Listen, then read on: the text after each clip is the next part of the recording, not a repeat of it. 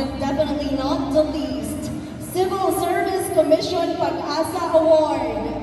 Civil Service Commission, Mr. Relvin B. Paragua.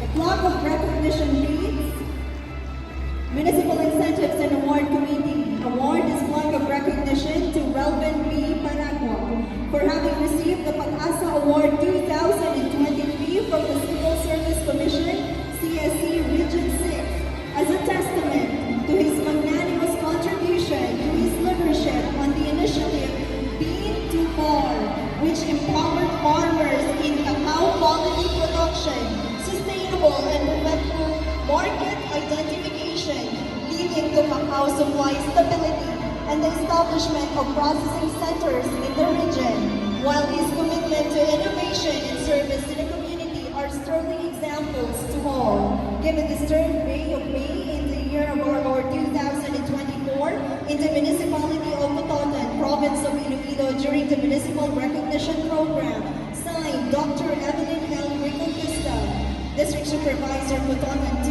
and